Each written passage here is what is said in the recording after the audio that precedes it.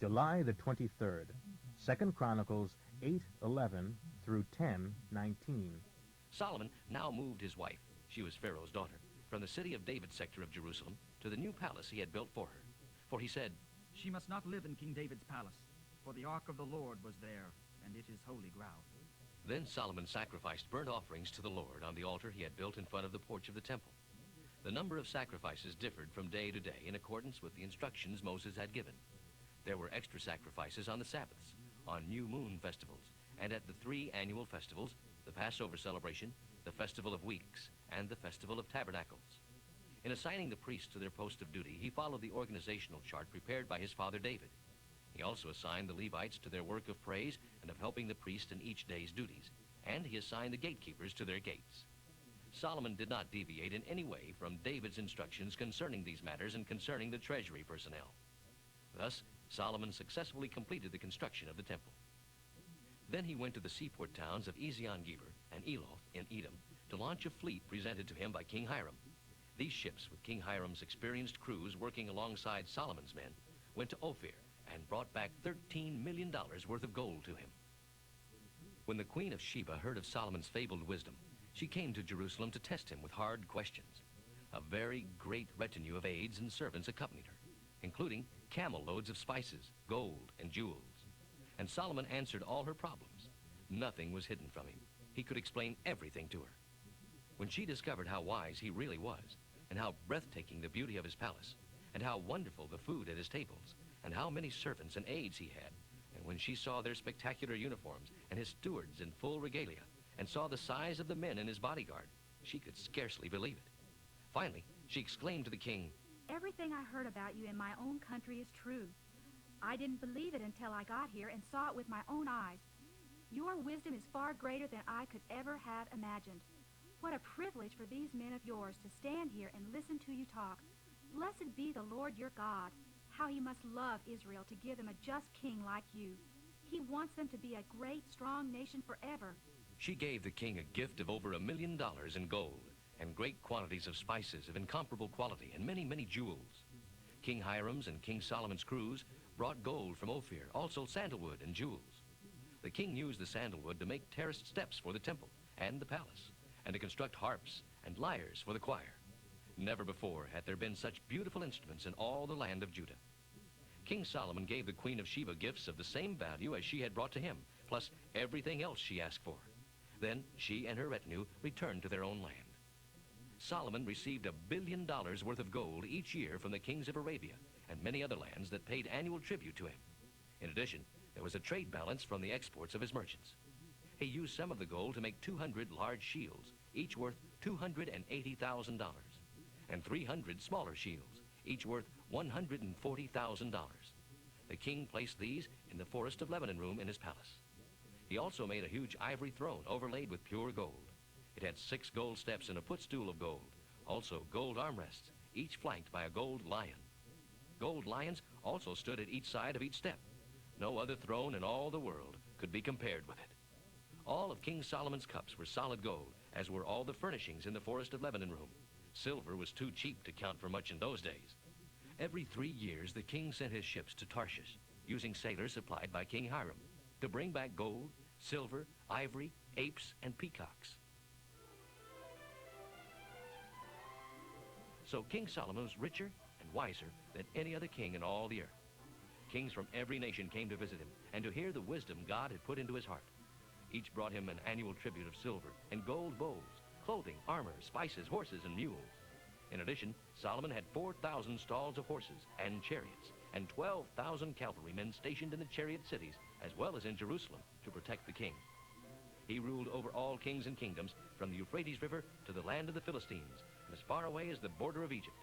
He made silver become as plentiful in Jerusalem as stones in the road, and cedar was used as though it were common sycamore. Horses were brought to him from Egypt and other countries.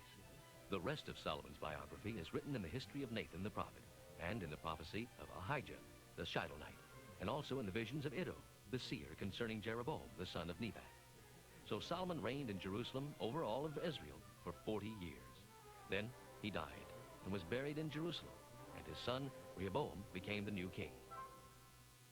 All the leaders of Israel came to Shechem for Rehoboam's coronation. Meanwhile, friends of Jeroboam, son of Nebat, sent word to him of Solomon's death. He was in Egypt at the time, where he had gone to escape from King Solomon. He now quickly returned and was present at the coronation and led the people's demands on Rehoboam. Your father was a hard master. Be easier on us than he was, and we will let you be our king. Rehoboam told them to return in 3 days for his decision. He discussed their demand with the old men who had counseled his father Solomon. He asked, "What shall I tell them?"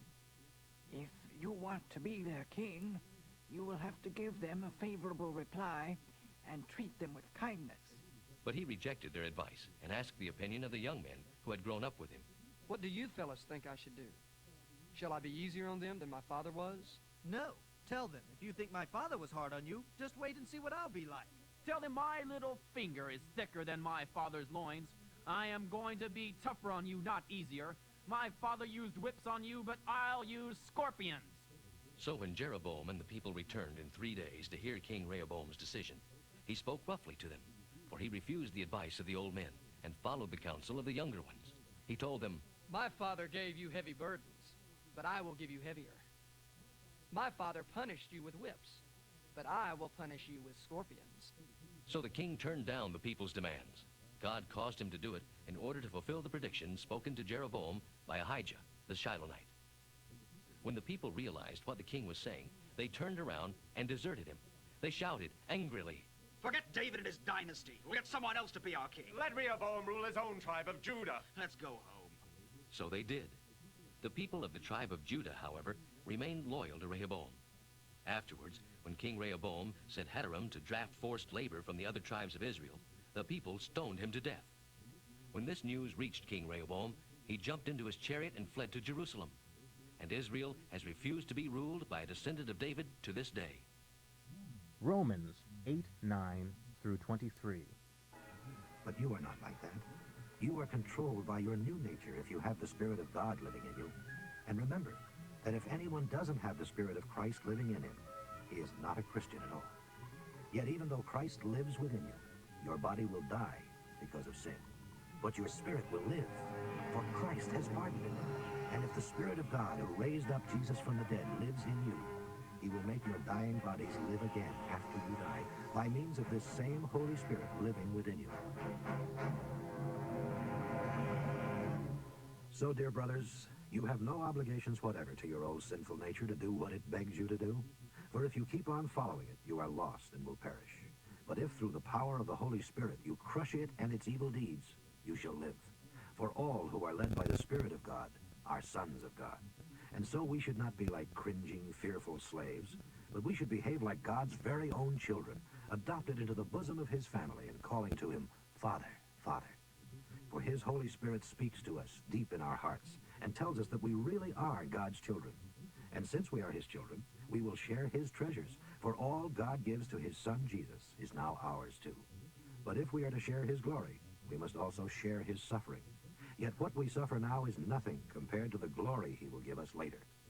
For all creation is waiting patiently and hopefully for that future day when God will resurrect his children. For on that day, thorns and thistles, sin, death, and decay, the things that overcame the world against its will at God's command, will all disappear, and the world around us will share in the glorious freedom from sin which God's children enjoy. For we know that even the things of nature, like animals and plants, suffer in sickness and death as they await this great event. And even we Christians, although we have the Holy Spirit within us as a foretaste of future glory, also groan to be released from pain and suffering. We too wait anxiously for that day when God will give us our full rights as his children, including the new bodies he has promised us, bodies that will never be sick again and will never die. Proverbs for today, 19:26. A son who mistreats his father or mother is a public disgrace.